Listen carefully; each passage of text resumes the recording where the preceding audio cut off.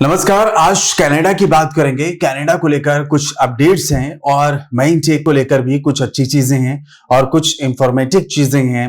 कुछ case study को लेकर भी चीजें आपसे डिस्कस करनी है हमने, वो तमाम चीजें आपके समक्ष रखेंगे। और सितंबर इनटेक के लिए कुछ कॉलेजेस को लेकर भी जो अपॉर्चुनिटीज निकलकर सामने आ रही हैं, वो मुद्दा यहाँ पर खास होगा। सिमरन जी हमारे साथ जुड़ चुकी हैं, कनाडा कंट्री डायरेक्टर हैं।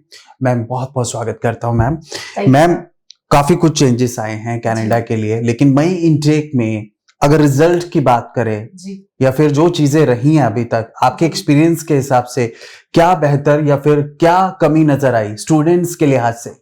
स्टूडेंट्स के लिहाज से देखा जाए तो सर मई इनटेक के रिजल्ट्स बहुत पॉजिटिव रहे हैं। ओके। जिसने अपना on time visa file embassy में लगाया उसको ऑन टाइम रिजल्ट भी मिला है। आज की डेट में रजिस्ट्रेशंस ओपन हो चुकी हैं। इंस्टीट्यूशन की साइड से डेडलाइंस बहुत पहले ही स्टूडेंट्स की ईमेल आईडी पे आ चुकी होती है, तो स्टूडेंट्स ऑन टाइम रजिस्ट्रेशन करके आज की डेट में फ्लाइट बुक कर रहे हैं और कनाडा मूव हो रहे हैं। अगर मैं इंटरनेशनल स्टूडेंट्स की मई इनटेक को लेके स्पेसिफिकली बात करूं, जैसे रिसेंटली में पता है कि कैपिंग हो गया था, ठीक है, पैल एलोकेशन हुआ है, प्रोविंशियल अटेस्टेशन लेटर्स के बिहाफ पे स्टूडेंट्स ने वेट भी करा है कि कुछ मई इनटेक में वो एप्लीकेशंस उन्होंने देर से लगाई हैं, बट स्टिल थोड़ा सा अगर वो टाइमली चीजों को अगर देखते हुए अगर उन्होंने अपनी फाइल लगाई है तो उनको उनके रिजल्ट्स ऑन टाइम मिले हैं। तो रिजल्ट्स जो अगर कनाडा की हम मई इनटेक की बात करें तो बहुत अच्छे आए हैं। ओके। और जितने रिफ्यूजल कैंडिडेट्स ने अपनी एप्लीकेशंस फाइल की है, जहाँ पे जस्टिफिकेशन बहुत अच्छा दिया गया है हाई कमीशन के आगे, वहां पे भी रिजल्ट पॉजिटिव देखने को मिले हैं। RICC को लेकर कोई नया अपडेट आया अभी तक कनाडा को लेकर? सर स्टूडेंट्स के लिए राहत की बात यह है कि जो फॉल इनटेक आने वाला है, Okay. स्टूडेंट्स वहां पे 24 hours per week off campus काम कर सकते हैं, पार्ट टाइम स्टडीज मतलब पार्ट टाइम काम कर सकते हैं। तो अब अपने स्टडीज के साथ साथ फाइनेंसेस को भी मैनेज कर सकते हैं। तो ये एक पॉजिटिव एस्पेक्ट जो है वो IRCC की साइड से आया है इंटरनेशनल स्टूडेंट्स के लिए, जहां पे स्टूडेंट्स में इस चीज की खुशी की लहर दिख रही है। अच्छा, सितंबर वाले क्या तैयारी करें फिर? क्या कुछ अपॉर्चुनिटीज हैं यूनिवर्सिटीज को लेकर, क्या बताएंगे आप? देखिए सर, ओवरऑल कनाडा में सितंबर इनटेक बहुत बड़ा इनटेक, मेजर इनटेक माना जाता है। इस टाइम पे almost every institution is accepting the applications for September intake.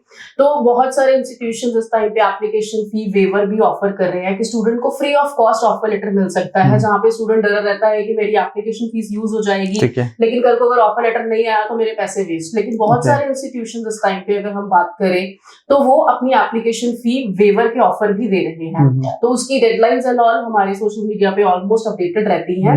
इसके अलावा जो स्टूडेंट्स अटलांटिक रीजन में जाना चाहते हैं, रीजनल रीजन में जाना चाहते हैं, वहां पे भी बहुत सारे स्किल्ड प्रोफेशनल प्रोग्राम्स जो है वो अवेलेबल हैं, जहाँ पे बेसिकली स्टूडेंट्स का डिमांड आता है कि हमें इस पर्टिकुलर प्रोग्राम में ही जाना है एज पर माय करियर, और या फिर अगर वो करियर एस्पेक्ट के साथ साथ अपना एकेडमिक प्रोफाइल भी देखते हैं, बिकॉज कनाडा रेलेवेंसी के ऊपर बहुत ज्यादा फोकस करता है कि जो आपने प्रीवियस स्टडी किया है उसी से रेलेवेंट आप प्रोग्राम लेके कनाडा जाएं और अपनी प्रोग्रेशन ऑफ स्टडीज दिखाएं कि आप वहां स्टडी क्या करना चाहते हैं। अब मास्टर स्टूडेंट्स के लिए भी बताएं, उनके लिए क्या कुछ प्रोग्रेसिव चीजें आई हैं और आगे उनके लिए डॉक्यूमेंटेशन जो रेडी करने हैं वो किस तरीके से रेडी करके आप तक अप्रोच करें? देखिए सर, मास्टर्स में सबसे पहले तो एक अच्छी गुड न्यूज क्या थी कि उसमें पैल एलोकेट नहीं था। तो उसमें स्टूडेंट्स को बिना पैल के भी वो फाइल लगा सकते हैं।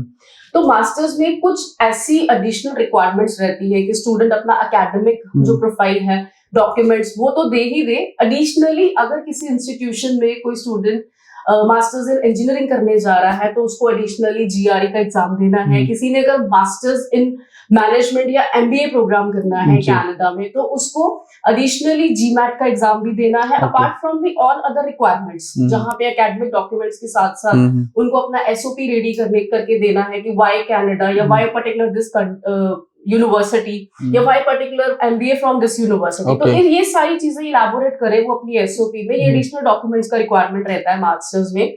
अपार्ट फ्रॉम दिस आप लेटर ऑफ रेफरेंसेस मांगे जाते हैं, लेटर ऑफ रिकमेंडेशंस मांगे जाते हैं। अगर किसी के पास एकेडमिक्स के बाद एक्सपीरियंस भी है कि बैचलर्स अगर 5 साल पहले या 10 साल पहले भी किया हुआ है, लेकिन उसके बाद उनके पास एक्सपीरियंस है, तो वो अपने एकेडमिक LORs भी दे और अपने प्रोफेशनल LORs भी जरूर दे, ताकि उनसे उनका प्रोफाइल एक थोड़ा सा स्ट्रॉन्ग बनता है, उनको एडमिशन लेने में इजीनेस रहती है। लेकिन टैग पीरियड जो है, टर्न अराउंड टाइम जो है ऑफर लेटर का मास्टर्स का शुरू से ही थोड़ा सा लेंथी रहा है, बिकॉज वहां पे कॉम्पिटिटिव सीट्स रहेंगी। तो स्टूडेंट्स को मेरा यही एक मैसेज है कि अगर आपने मास्टर्स में अप्लाई किया इन कनाडा, पेशेंटली अपनी एप्लीकेशन को वेट करें उस पे अप्रूवल आने का। अगर आपको अप्रूवल लेटर आता है तो टाइमली रजिस्ट्रेशन डिपॉजिट पे करें और अपनी फुल ट्यूशन फीस पे करने के बाद अपने फर्दर स्टेप्स की ओर जाएं। तो मास्टर्स को लेके बहुत सारी ऐसी यूनिवर्सिटीज भी हैं जो आज की डेट में बहुत अच्छी हाईली प्रमोट हो रही हैं, जिसमें से यूनिवर्सिटी नाइग्रा फॉल्स एक बहुत अच्छा ऑप्शन है स्टूडेंट के लिए। यूनिवर्सिटी कनाडा वेस्ट अच्छा ऑप्शन है। क्रैंडल यूनिवर्सिटी का अच्छा ऑप्शन है। University memorial university of new फाउंडलैंड एक अच्छा ऑप्शन है, जहाँ पे स्टूडेंट्स मास्टर्स के लिए इंक्वायरीज हमें डेली बेसिस पे पूछ रहे हैं, अप्लाई करने के लिए पूछ रहे हैं, लेकिन पेशेंटली वेट करना पड़ेगा because process is little bit lengthy. तो मेरे मास्टर्स के स्टूडेंट्स को यही रिक्वेस्ट है कि जब भी आप मास्टर्स के लिए अप्लाई करना चाहते हैं तो एक तो एडिशनल डॉक्यूमेंटेशन का पहले से ही प्रिपरेशन रखें, और जब आपका एप्लीकेशन अप्लाई हो टाइम टू टाइम अपना पोर्टल चेक करें, अपने एडमिशन कोऑर्डिनेटर के साथ कांटेक्ट करें और अपनी एप्लीकेशन को रिव्यू करें। आरसीआईसी मेंबर हैं आप, वो किस तरीके से हेल्पफुल होता है। और एक और चीज पूछना चाहूंगा, प्रदीप बालन जी कनाडा भी जाने वाले हैं, वेस्टर्न ओवरसीज वहां पर पहुंचकर जो आपकी वहां पर टीम है वो किस तरीके से भारतीय स्टूडेंट की मदद करने वाली है? जी सर, ऑलरेडी आईसेफ कनाडा में ही है इस टाइम पे। बहुत सारे इंस्टीट्यूशंस के साथ सर का वहां पे मीटअप है। आरसीआईसी मेंबर्स की जो आपने बात की है, यहाँ पे हम लोग एक प्रोफाइल जो एक नॉर्मल कंसल्टेंट लगा रहा है और एक प्रोफाइल वो कंसल्टेंट लगा रहा है जिसको इमिग्रेशन ने ही नॉमिनेट किया है। ठीक है। तो उसमें ऑब्वियसली सर डिफरेंस है। तो यहाँ पे डॉक्यूमेंटेशन के लिए बहुत ट्रांसपेरेंसी है, वीजा सक्सेस रेट बहुत अच्छा है।